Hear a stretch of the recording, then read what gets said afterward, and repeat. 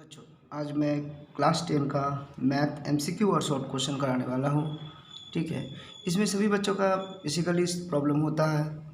तो यहाँ पे ये जो है बोला गया है कि x square minus 3x plus 4k बराबर 10 के दोनों मूलों का गुणनफल -2 होने से k का मान होगा। क्या होगा?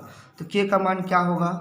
तो अब हम लोग क्या करेंगे k का मान निकालने के लिए। अच्छा, गुणनफल बोला है तो गुणनफल मतलब अल्फ़ा बीटा बराबर -2 दे दिया गया है। अल्फ़ा बीटा कितना दे दिया गया है?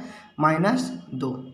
ठीक है, तो अल्फ़ा बीटा -2 दे दिया गया है। तो अब हम लोग को करना क्या होगा? जैसे मान लीजिए कि यहाँ पे क्वेश्चन है x square minus 3x plus के बराबर 10। अब इसको हम 10 को इधर ले लेंगे तो 3x प्लस के इधर ये आ जाएगा तो हो जाएगा -10 इक्वल टू 0। अच्छा, इसको हम लोग ब्रैकेट में ले लेंगे तो ये हम लोग को बन गया c। अच्छा, अल्फ़ा बीटा बराबर फार्मूला क्या होता है? अल्फ़ा बीटा बराबर फार्मूला होता है c/a।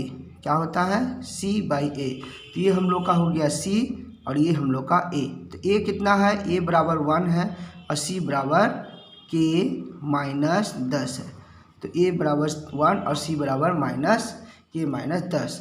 ठीक है, तो अब हम लोग क्या करेंगे, इसमें बैठा देंगे। तो अल्फ़ा बीटा हम लोग को कितना दे दिया गया है? -2।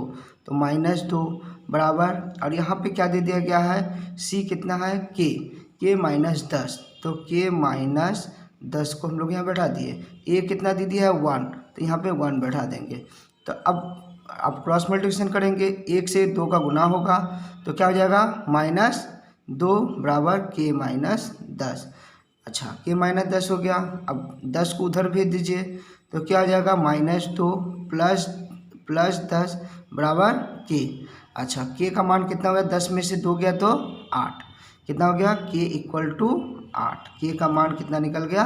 8। तो इस तरह से हम लोग क्या करेंगे, ये सॉल्व कर लेंगे।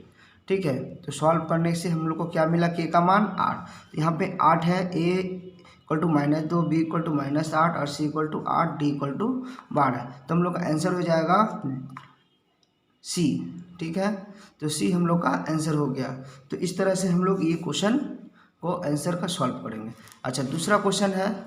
दूसरा क्वेश्चन क्या है? दूसरा क्वेश्चन है ये है 3x square plus 8x plus 2 बराबर 0 के दोनों बीच अल्फ़ा एवं बीटा होने से 1/अल्फ़ा प्लस 1/बीटा का मान होगा। तो क्या होगा? तो सबसे पहले हम लोग को अल्फ़ा और बीटा निकाल लेना होगा। तो alpha equal to alpha beta into क्या होता है? अल्फ़ा बीटा होता है c/a।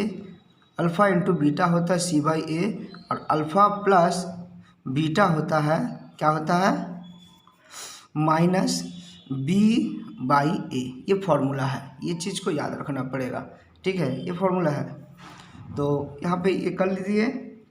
तो उसके बाद हम लोग को करना क्या है?